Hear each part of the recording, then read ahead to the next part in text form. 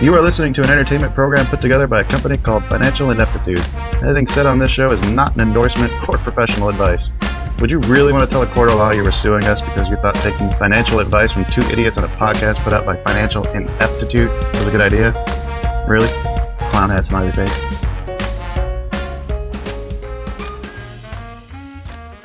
Got it. Well, hello everybody, and welcome back to the China Shop.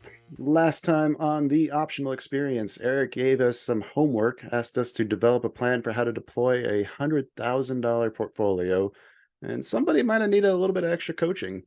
As you can see, Blaine's not here today. She's out sick today, so I think we can all guess who it is. I'm going to take the opportunity today to pick Eric's brain, get some help on that homework, some extra tutoring, as you can call it. As a reminder to anybody tuning into the podcast version, we do have the minimally edited version of this with video so people can see Eric's screen. All those links will be in the show notes. Eric, how you doing, man? Anything new going on you want to report on? Not really. I actually did just have a interview with Business Insider that was pretty cool. So that's out now for people that are interested. There's a couple of them actually with me. There's some that just kind of talk about how I've gone about creating wealth. There's a couple that have talked about some of my biggest mistakes, which I really, really like that one. And then there's one with just then there's one with just some like book recommendations in it. I didn't know they were making one with that one, but overall it was super cool. And I think the reporter that I was working with, she did a really cool job capturing the stuff that I try to convey to people, because when I talk about wealth and things like that, I think it's important for people to see some of the cool things you can do with it. Mm-hmm. But I spend way more time talking about the process of fucking creating. And she did a cool job, I think, capturing that. Yeah, you've been doing a lot more podcasting stuff lately. Has that been the focus this past year? No.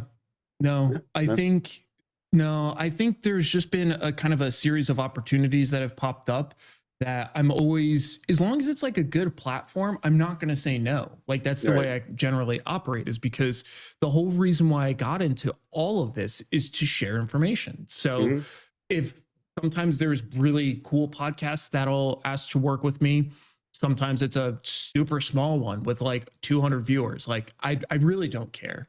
Yeah. For me, it's the importance of sharing the information, because you never know when people will catch a specific snippet of it and then it can send them down a different path. I got one of the coolest messages the other day from somebody explaining, that these are my favorite ones too. It's like the person was an OG. So they were saying like, I started watching you when you were recording from like a laptop camera off to the side. If anybody are the OGs, they know how that was. And he was saying, for like essentially the last 2 years, he's completely changed his trading. He was showing me screenshots of essentially the returns he was generating. And it like literally is life-changing stuff. And that is so cool to me. It's literally so cool to me. Was that the tweet you posted? Was that today? I think I saw it go through. Or is that another one? That was another one that I'm really thankful to see. It's really cool. Part of it, honestly, is like ego driven, right? Like I want to see the stuff I'm sharing, helping people, right? That assuages my ego to some degree. It validates me. But hands down, the bigger part of that is like just hearing those experiences from people, because every time I hear one, I relive when I went through that moment. And it changed everything for me. So the ability.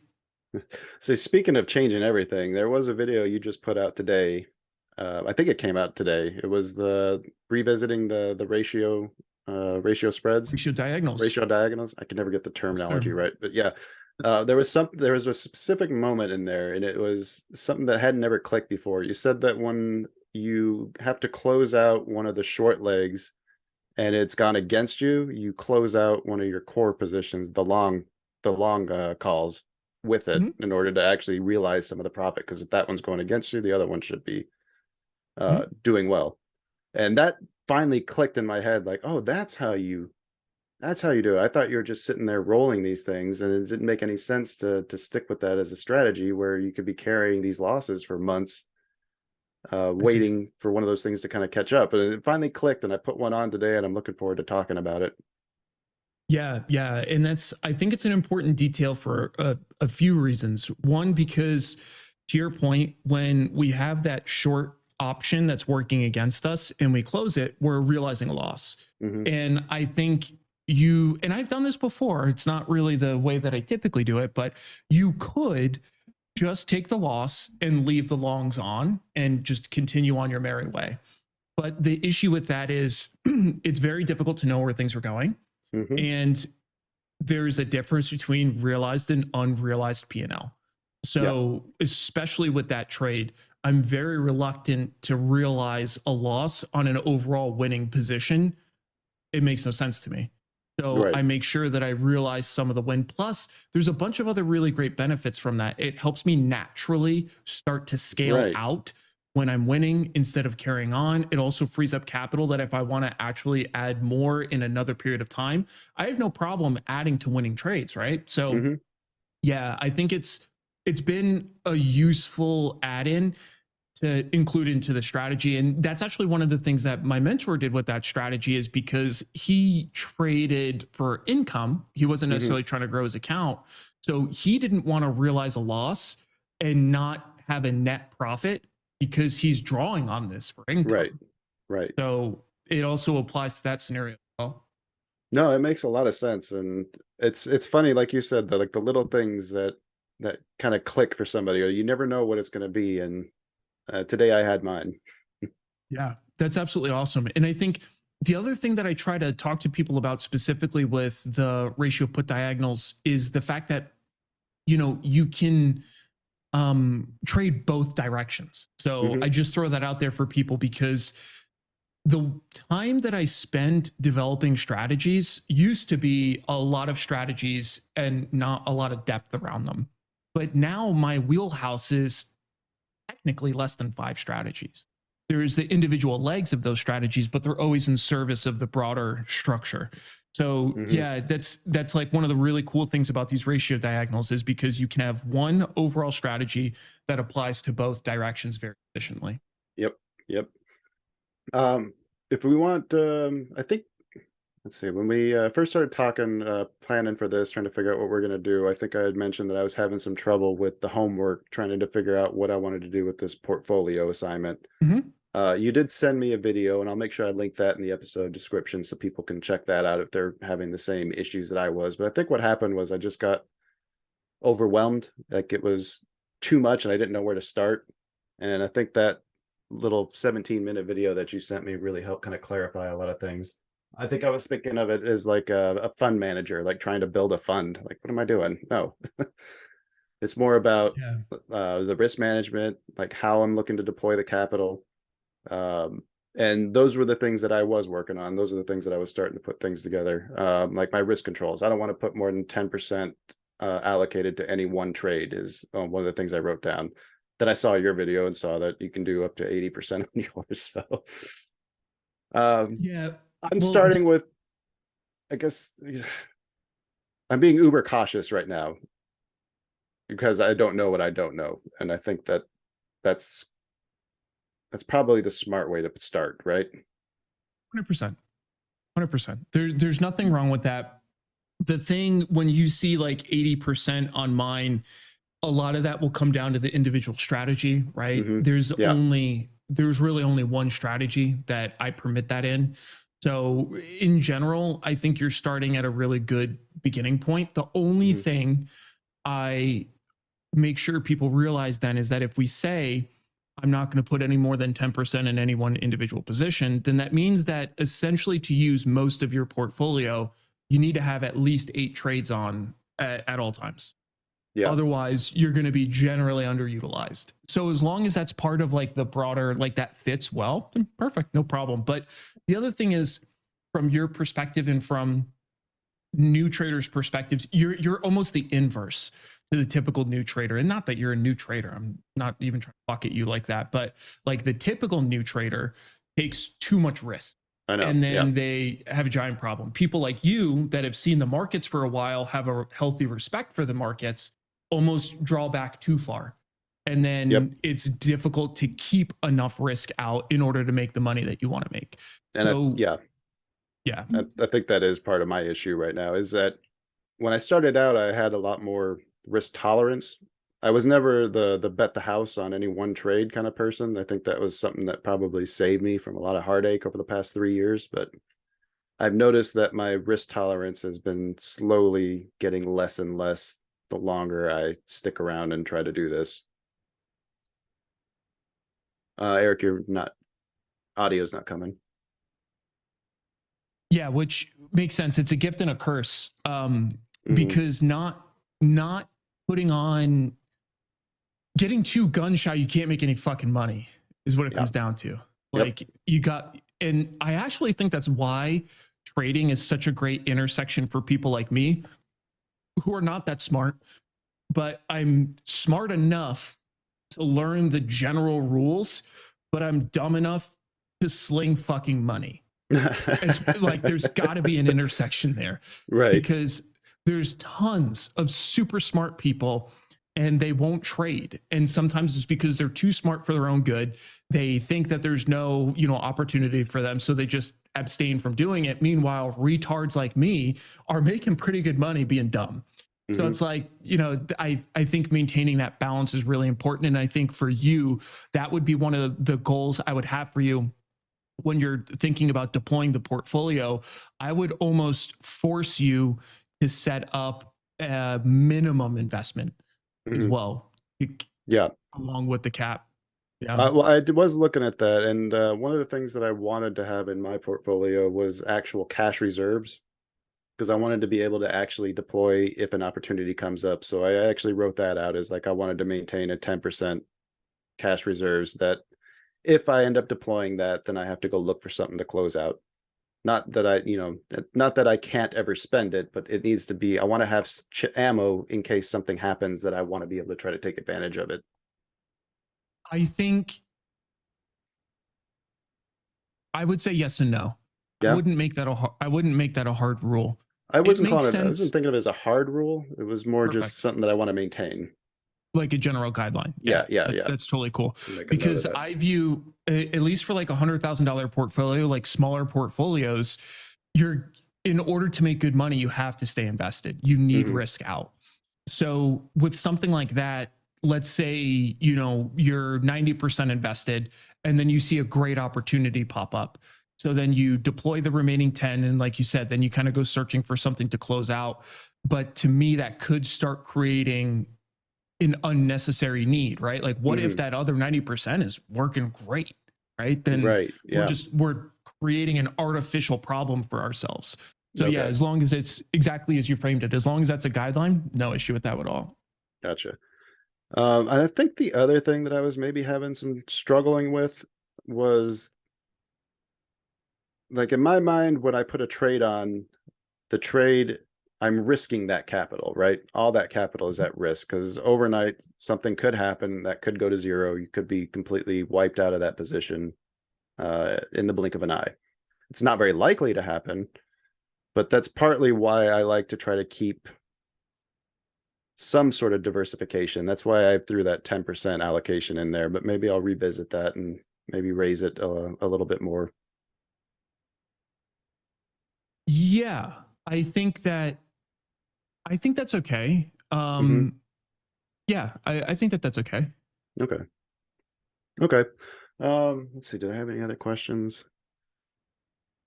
Yeah, I was starting to dig into like sector balancing and all kinds of, I was going down some really bad rabbit holes. So that video I think really helped a lot. Yeah, that to me sounds pretty deep. Definitely deeper than I think you need to. Especially for stuff like that, I generally consider general correlation and then beta weighted deltas. I actually have a video. I don't even know if I made the video yet. I'll have to tell you. I've heard you talk about beta weighted deltas, but I think you mentioned it on the previous video, but I'm not sure I quite understand what you're talking about there.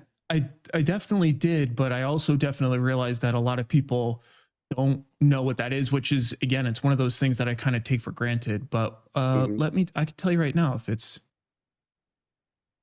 Yeah, okay. So I made the video. So it's with my editor. So that video will be coming out soon. But the long story short on beta weighted deltas, it's pretty straightforward. It's essentially a way for us to translate all of the different positions out into one common language. So Essentially, if you have long calls in Apple, short puts in Tesla, whatever the fuck, right? You can have unlimited positions. Then when you beta weight your deltas, your platform, most platforms will do this. You can calculate it yourself as well, by the way, but to do it in the platform, essentially all you're doing is you're saying every single one of these positions, you're translating it into a common thread. So a lot of people use SPY, SPX, something like that. So essentially you look at your beta weighted deltas and it'll tell you that Apple long call, that's behaving like 5 SPY deltas. So that essentially means that's behaving like 5 shares of SPY. Okay. And then that Tesla short put, that's 10 SPY deltas. Okay, so that's acting like 10 shares of SPY. So now you're at 15 deltas. Right now, those two positions combined are acting like 15 shares of SPY. And then so on and so forth all the way down. So you can use it to figure out a bunch of things. You can figure out your directional risk, your notional value, your exposure, correlation, stuff like that. How do you utilize that then? Do you have any guidelines, or like, I don't want to be above this much in any one direction, even if I am bullish, or do you try to keep it balanced? I don't really set caps like that. I essentially just think about the amount of risk that I have out at a given point in time and how I feel about the market. But at this point, to be completely honest, I feel like I just have quite an innate sense for like what's going on and what's coming off. I actually very rarely use it for that anyways. I'll normally just use it to see how positions are behaving over time. So like if I put on something originally because I want short deltas and I see that, when I first put the position on, it's negative 100 SPX deltas or SPY deltas, whatever the fuck you want, negative 100 S&P 500 deltas. And then 2 weeks in, I see that that's now down to negative 30 SPX deltas. Well, it moved, right? Markets move, the underlying moves, but that tells me that the position I put on and wanted has changed, and I need to reevaluate that position. Do I need to adjust it so that I can regain that overall exposure?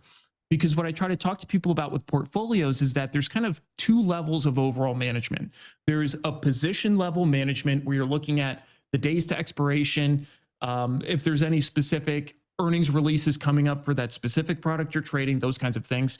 And then there's the portfolio level. This is how everything fits together, and that moves as the individual positions move.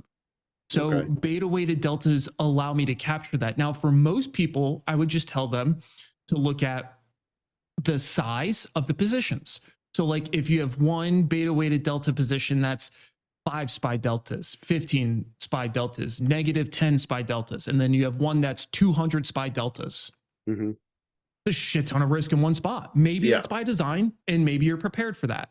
But it's a really great way to identify anomalies like that. And you can also keep yourself honest in terms of position sizing, in terms of exposure, right? If you're very consistent around that 20 to 20 band, right, for most of your positions, because that overall fits your portfolio, but then you have a couple things that are just massive, that tells you maybe you're not sizing those appropriately. And then the other thing I would tell people is that if you look at your total beta weighted deltas and that number looks too big or too small, that tells you need to do something. So if you have a $100,000 portfolio and you get all the way down to the bottom of your beta weighted deltas and your entire portfolio is behaving like 10 SPY deltas, one of 2 things is going to be the case. Either you are very good at trading directionally neutral and you have a ton of risk out, but it's just not producing a lot of directional risk. That can happen. That's seldom the case though. Typically, what it just means is you don't have enough fucking risk out. So when we're reviewing beta weighted deltas for the portfolio, it's important to see what that number is in the context of the book. But if you have a really low margin requirement and your beta weighted deltas are really low, it just tells us we're not invested enough.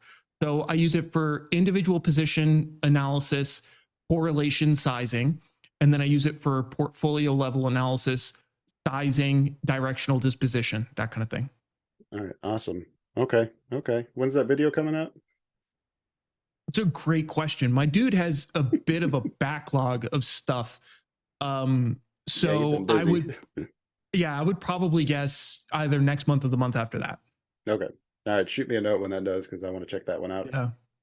All right, should we move on and talk about a trade? Yeah, talk to me. All right. Well, I looked at the SPY, I've got a bullish directional bias, right? You Not want bullish, I'm to sorry, bearish directional do you want to share bias. your screen or do you want me to share mine? Which one's the right one here? Go ahead and share yours. We'll just look at it on Yeah. yours. Okay, Yeah. so when I was looking at the SPY, I was looking at it on kind of the long term overall. The move that we've had recently, this nice push back up. With all the economic data and everything that I've been seeing, I just can't imagine things being good for stocks long term. Inflation's still coming in hot. Jobs are still coming in hot. There's still pressures that the Fed are trying to combat as far as inflationary things go. Looks bearish to me. That gave me my bearish directional bias. So I just finished watching another one of your ratio diagonal videos. Like I said, that was the one where I'll finally clicked. So I went and priced out the 19 January. I think I ended up landing on the 455 puts. I originally had the 460 puts, but I switched to the 455 because they had better liquidity. I wanted the 460 because they had a higher delta. They were closer to that 80 that I was looking for. Yeah. But when I went and looked at the liquidity, I saw that there was only like 1,200 traded or outstanding when I went and looked at it this afternoon, compared to like 10 or 17,000 on the 455s. I wouldn't let that determine which one you pick. I was concerned about being able to get a fill. The spread was also a lot worse at the time too. Everything looked better as far as like getting a fill and being able to actually trade it with the 55s. Yeah, that's totally fair. And to your point, that'll happen. And you got to the more important part of that, in my opinion, when you said that the spread was wider. If the spread's too big, then yeah, I'm not a giant fan of that. I think, at least for me, I wouldn't have entered the 55s because the delta is too low. But it is okay. Yeah, 70 delta. I think really 80 delta is like a pretty minimum threshold for me. It's almost yeah. I typically am trying to get like 85 or 90 delta. So because one of the and again, this isn't the end of the world. But this is also a lot closer before the rally after the FOMC minutes came out too. Should point out. Okay, so, got it. So what was the original? Do you remember when did you enter this trade? I wrote it down. I think I had to do something around lunchtime. I wanted to wait for after FOMC, but it was today. Yes. Okay. Yeah. Okay. No, because I was going to pull up on demand and we could have traded if it was further back in time, but no problem. Yeah. Okay. It was a 0.76. Yeah, still too low. It's still too low, but it was closer. Yeah, at least for me. Okay, so that's the long leg. So you would rather have gone that liquidity at on the 60s didn't scare you. I mean, it was lower at the time, but looks like it's I was going to say, what I see here doesn't scare me at all. Really, they're not that far apart. This is like $1 wide. This is like 70 cents wide. So, and I actually would probably even go one further to like the 465s personally. Yeah, and I think the other issue I was having was I was trying to maintain that 10% rule, and the math lined up a lot better on the 55s, being able to get 4 if I wanted to still hit that 10%. Because the other thing that I would take a look at is like this and just go either in an expiration into if it's weeklies. Too expensive. Okay. Yeah, because so here's the deal, and that's a great point that you brought up. The non-linear expirations, the non-standard expirations sometimes can be worse. They often are. But if it's like a quarterly expiration like this, they're typically not. They're typically still okay. So this would be another place for us to look. It doesn't look much better, but like, for example, this 82 delta with one open interest is still 80 cents wide. So it's still pretty damn tight. So just again, none of what you did is like awful. I'm just offering small tweaks. Yep. No, and I think I defaulted to the cheaper one just because that's, I think, the way I've always done it, and that's probably not necessarily, you get what you pay for, right? You get what you trade. Yeah. Okay, so then for the short leg, then we can take a look at that one. I went to the 20 October. which was I next like that. Friday. And I just went straight at the money, which at the time was 433.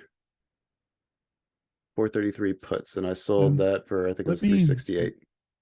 Let me actually put.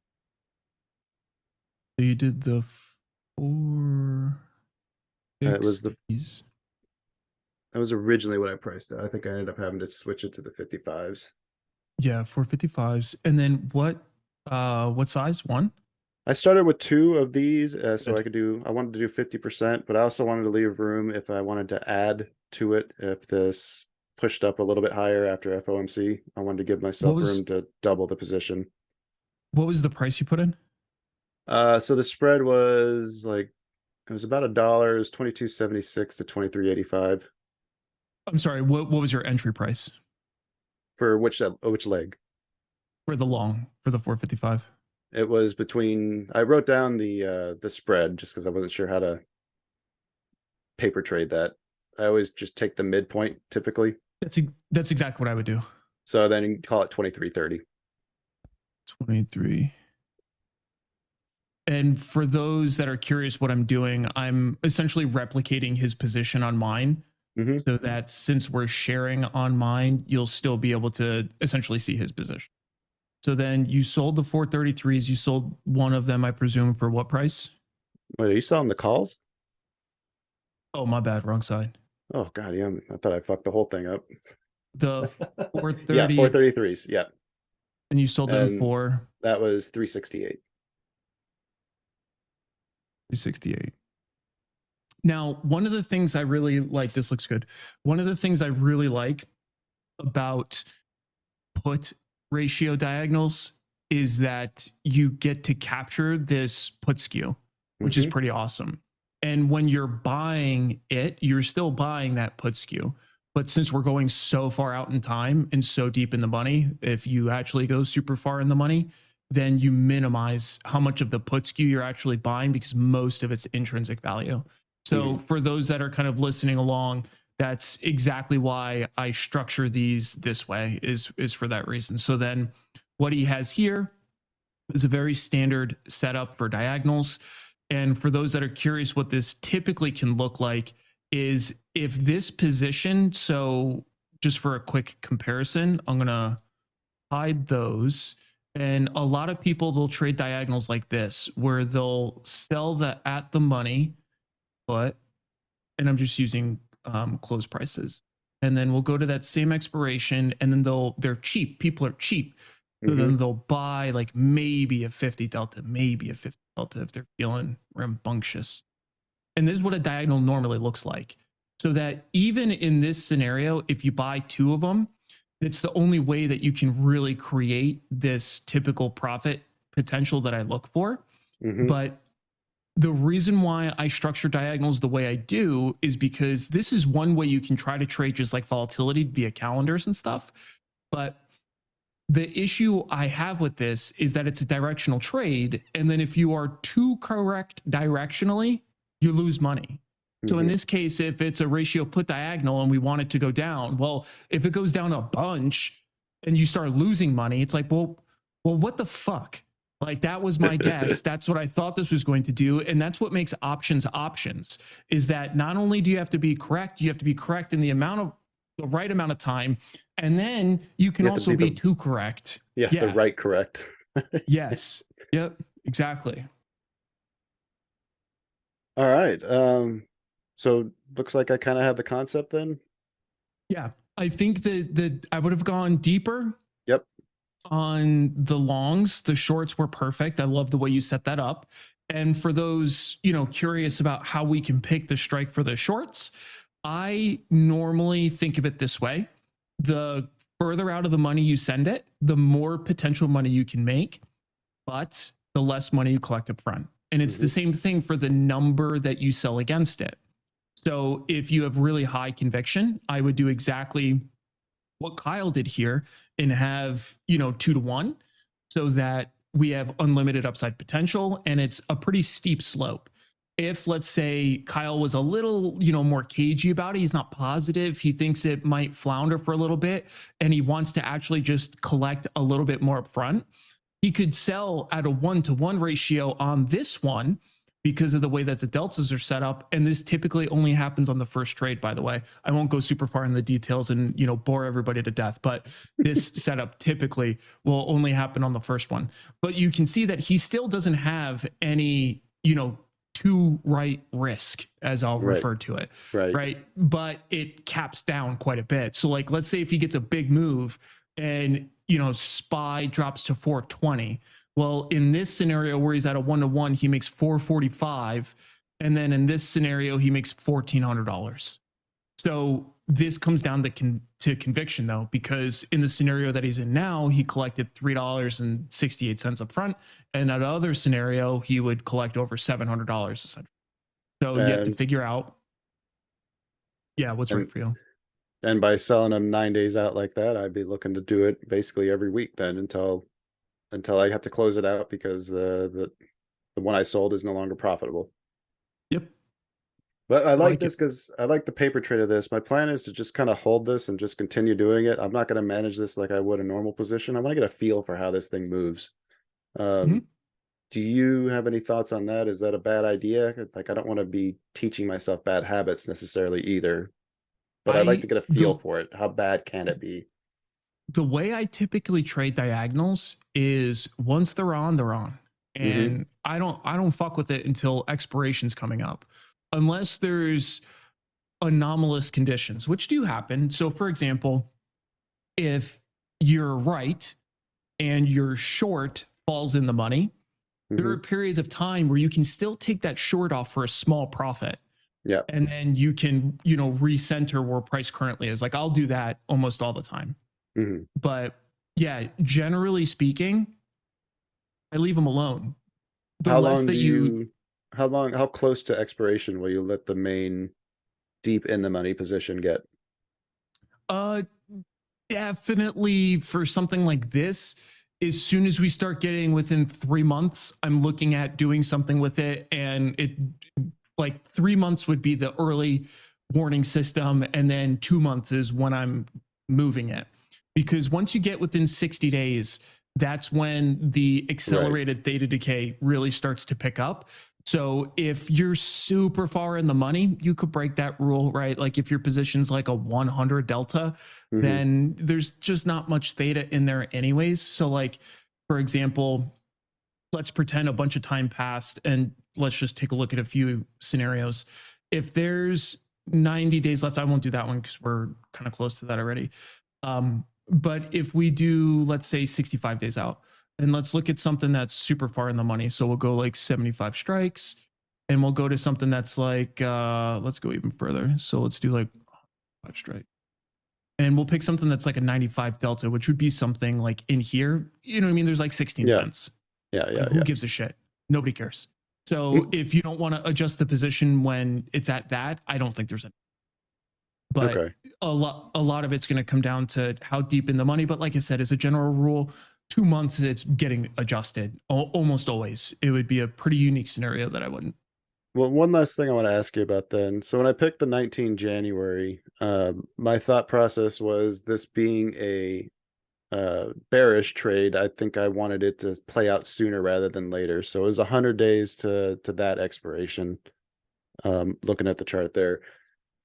And then my thought was by 60 days, I need to be out of this because I don't want to see any of that, like you had mentioned. Is that enough time to let one of these kind of things play out then? So I'm basically giving myself 4 weeks to collect premium. Yeah, I think that's plenty. I think the most of the time I put these on with at least 180 days. And I would have done that if it was a bullish strategy. I would have given it a lot more time to play out. If I was making a bullish trade, I mean.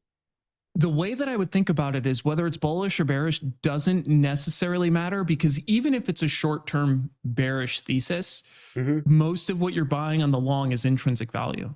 So it's like a down payment. You get it back. You don't necessarily have to hold it. Yeah. I typically don't. Like if I look at the average holding period for a diagonal, even the ones that I structure to be a year out, it's typically less than 6 months. So I'm very rarely holding it anywhere near the max duration of the trade. But the reason why I still do that is because, again, even in this example, If we look at the 455s, there's still, $6 and change of extrinsic value, losing 3 cents essentially every day. But if we do kind of what I would do, so probably this 21 June, and we look at that similar 70 delta, theta is a penny. Right. Okay. So I'm reducing daily friction and drag on those longs by two-thirds, essentially. Yeah. Yeah. So, Okay. and by going really far in the money, you're still going to move with the underlying. That's again the beauty of going super far in the money, because I think a lot of people, they're too used to seeing Vega and they're like, my position lives or dies by Vega, which for those that don't know, or I'm sorry, Gamma, not Vega, Gamma. And they think that their position lives or dies by Gamma, but that's the rate of change of delta. And Gamma tends to peak up when we're closer to expiration. So that's when things can compound quickly. So what I tell people is, when I structure the diagonals like this, you're not typically going to see a 300% return because it's already such a high delta. But what you will see is dollar for dollar movement in the underlying. As the SPY goes up $1, even though this is 254 days out, bleeding a penny a day, this is still going to move 80 cents if you're 80 delta or higher. So the depth out in time that we are doesn't necessarily mean that it's not going to move, but it does mean that you're not going to see that massive compounding that stems from Gamma, the rapid gaining of delta, that kind of thing. All right, that makes sense. All right. I think you answered most of my questions. Do you have anything else before we wrap up then? Yeah. So I actually just had a trade. I need to make a video on it, but it was a ratio called diagonal in VIX. Oh. And I made a pretty comprehensive post on this actually back in just a couple days ago. It wasn't that long ago. I think I remember seeing that when I was on vacation. Yeah, it was on Reddit. That I just did like a recap post of it with everything. But I walked through like the whole thing, but I'm going to make a video on that soon actually, because it's essentially the same exact thing that you were doing, where I had a slightly different hypothesis that was baked into volatility, because I track volatility carefully as an options trader. But so it was a ratio called diagonal, but that's still negative beta weighted deltas. That's still, short the S&P 500 as a position. And this was a great trade. It essentially returned over 30% in like 15 days. So the longs on this trade, funny enough, I had them out in like 22 May. It was over 200 days. But it made the move quickly. So I started entering here on the 15th. And then I was already scaling out in here. So then I was fully out, the 6th, I think. It was like last Friday. So this is when I was fully out on this day. So the entire hypothesis there, though, is, volatility expansion, yada, yada, yada, that stuff. But the main thing I wanted to share with you is the fact that that trade was on with the base part of the position over 200 days out, and it was on for 15 days. Okay, that makes sense. Yeah. Speaking of trades that we've looked at together, did you see what Pepsi did? I didn't. Fell off a cliff. What were we talking about? I think we were looking at it around 190. We're talking about going short. Yeah, that sounds right. Restructuring a short trade. To be honest, I've gotten way better at picking direction, and I'm still wrong a lot, but this doesn't surprise me at all. But yeah, me neither. What a great trade. I know. The earnings release does surprise me a little bit, though. Yeah, that dumped before earnings. I think what happened was Walmart ended up talking about how they were losing sales for like junk foods and sodas and that stuff from like Ozempic and other weight loss drugs. And I think that's what kind of hit them. What happened on the 5th? Do you know? See if that was Walmart's earnings. I need a little bit more news here. So, gang, this is kind of the world of traders, by the way, where you talk mostly about trading, but then every once in a while you come across something that just looks interesting, kind of piques your curiosity.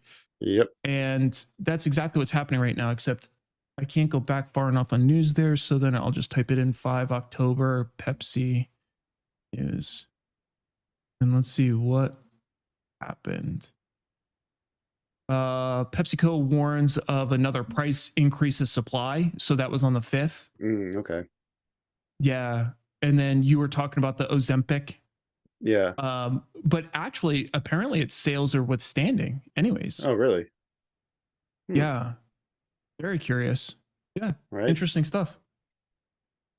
All right, let's wrap this thing up before we start talking about more news. Yes, sir.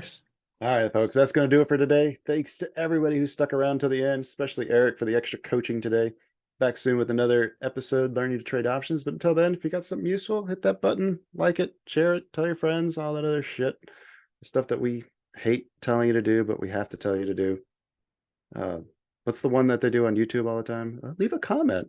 Tell us what do you think. It's my go-to on YouTube is like, subscribe, and share, I think. Just like, share, subscribe. Yeah, I never do leave a comment, although I probably should. I got to revamp my pitch. What do you guys think with Pepsi? Leave a comment. Yeah. Nice. Good job. Right. Yeah. All right. We'll be back soon. Until then, take it easy, guys. Goodbye.